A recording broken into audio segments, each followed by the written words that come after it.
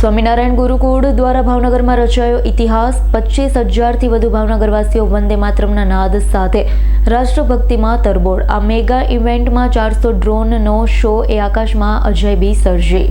श्री स्वामीनारायण गुरुकुल भावनगर द्वारा आयोजित वंदे मातरम देश की धड़कन मेगा इवेंट 11 जान्युआरी 2026 भावनगरना आंगणे भव्यથી भव्य रीते संपन्न થઈ હતી। ગુજરાતના ઇતિહાસમાં શાળા કક્ષાએથી આટલી વિશાળ જનમેદની સાથે યોજાયેલી પ્રથમ ઐતિહાસિક રાષ્ટ્રભક્તિ ઇવેન્ટ બની રહી છે। ન ભૂતો ન ભવિષ્યથી ભવ્ય મહાયાત્રા અને પિતાંબર પરિધાન સાથેનો માહોલ જોવા મળ્યો।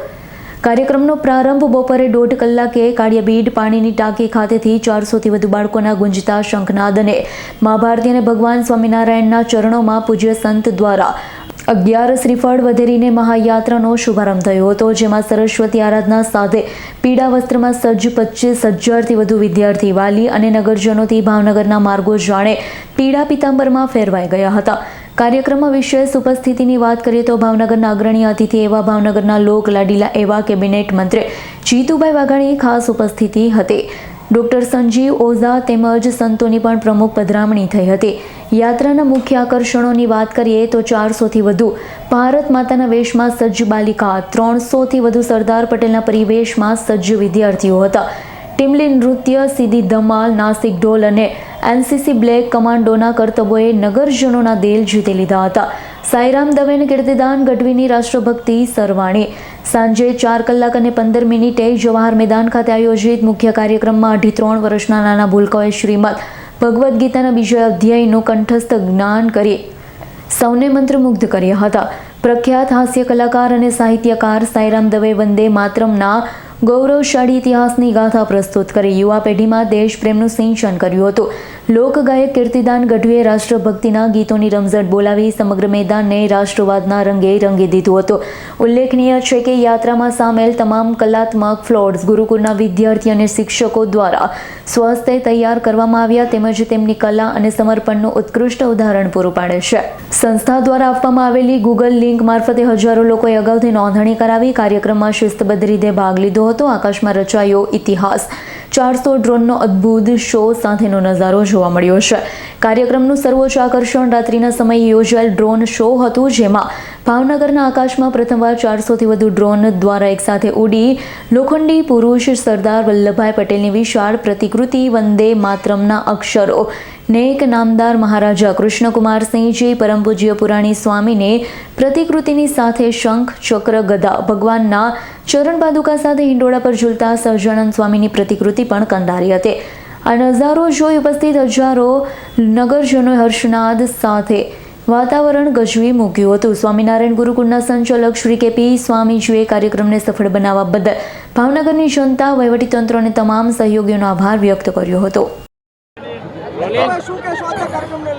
સ્વામિનારાયણ ગુરુકુળ ભાવનગર દ્વારા વંદે માતરમ અને આપણા લોહ પુરુષ સરદાર વલ્લભભાઈ પટેલની 150મી જન્મજયંતિ અને વંદે માતરમને પણ 150 વર્ષ લખાણાના થયા છે, એની ઉજવણી ભારત સરકાર વિશિષ્ટ રીતે માનની વડાપ્રધાન નરેન્દ્રભાઈ મોદીના નેતૃત્વમાં કરી રહી છે। સમગ્ર અલગ અલગ રીતે એ કાર્યક્રમો થાય છે, પણ ભાવનગર ગુરુકુળ દ્વારા આ બંનેને જોડીને જે પ્રકારે યાત્રા કાઢવામાં આવી છે, અદ્ભુત કહી શકાય એવી યાત્રા। જેમ સોમનાથ સ્વાભિમાન પર્વ આજે ઉજવાણું, જે પ્રકારે શૌર્યયાત્રા મોદી સાહેબના નેતૃત્વમાં મુખ્યમંત્રી ભૂપેન્દ્રભાઈ અને નાયબ મુખ્યમંત્રી હર્ષભાઈના માર્ગદર્શન નીચે નીકળી વડાપ્રધાનશ્રીનો આ વિચાર સમગ્ર વિશ્વને ઘેલું લગાડ્યું, એ જ પ્રકારે હું સવારે ત્યાં હતો। આજે અત્યારે જે યાત્રા નીકળી અને ભાઈ સાઈરામ દવે અને આપણું ગૌરવ ભાઈ શ્રી કીર્તિદાને પણ આ વંદે માતરમ ગાન એમનું મહત્ત્વ અને એમની સાથે જોડવાનો પ્રયાસ પરમ પૂજ્ય કેપી સ્વામી આ ગુરુકુળના સંચાલક શ્રી હું અભિનંદન આપું છું। મને નથી લાગતો કે કોઈ એક સંસ્થા, શૈક્ષણિક સંસ્થા આ પ્રકારે યાત્રા કાઢે, આ પ્રકારે આપણા જવાહર મેદાનમાં 25,000થી પણ વધારે લોકો, વિદ્યાર્થીઓ, વાલીઓ, અન્ય લોકો, સાધુ સંતોએ જોડાય અને એની સાથે એક ભવ્ય ડ્રોન શો, કદાચ ભાવનગરમાં પ્રથમવાર આ પ્રકારે ડ્રોન શો, હું એમ કહીશ કે માત્ર વંદે માતરમ અને સરદાર વલ્લભભાઈ પટેલ કૃષ્ણકુમારસિંહજીને જોડીને આવો ડ્રોન શો પણ ભારત વર્ષમાં પહેલી વખત થઈ રહ્યો હોય.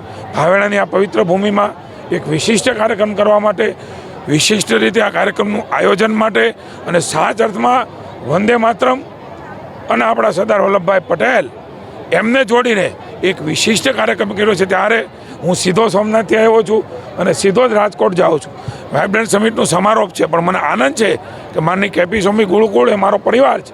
આ પરિવારમાં મને પણ ભાગીદાર બનાવ્યા. હું વિનંતી કરીશ, વંદે માતરમને 150મી વર્ષની આપણી સરદાર વલ્લભભાઈ પટેલની ઉજવણી, એની જન્મજયંતિની, એ એક દિવસ પૂરતી ન રહે. આપણે એને આત્મસાત કરીને મોદી સાહેબના નેતૃત્વની અંદર આ ભારત વિશ્વગુરુના સ્થાને બેસે, એમાં બધાનો કોન્ટ્રીબ્યુશન રહે. વંદે માતરમ એ માત્ર ગાન નથી, આપણા માટે એ શૌર્યનું પ્રતીક છે. સરદાર વલ્લભભાઈ પટેલ એ શૌર્યનું પ્રતીક છે. ભગવાન સોમનાથ એમનું સ્વાભિમાન પર્વ એ પણ શૌર્યનું પ્રતીક છે. અતૂટ વિશ્વાસના 1000 વર્ષ. એટલે સોમનાથને જ્યારે પહેલો મોહમ્મદ ગઝનીએ હુમલો કર્યો તો એમને પણ 1000 વર્ષ. આ સંયોગ છે, ભારતને જોડવાનો સંયોગ છે, ભાવનગરને જોડવાનો સંયોગ છે. મોદી સાહેબને અભિનંદન આપીએ, કેપી સ્વામીને પણ વિશેષ અભિનંદન આપું છું કે આ પ્રકારનો વિચાર ન કર્યો. એમણે લોકોને જોડીને એક અદ્ભુત કહી શકાય એવું વંદે માતરમ માટેનું જનૂન બતાવ્યું. ઇરફાન સોલંકીનો રિપોર્ટ, S9 ન્યૂઝ, ભાવનગર. અમારી તમામ માહિતીથી અપડેટ રહેવા માટે જોડાયેલા રહો S9 ન્યૂઝ સાથે.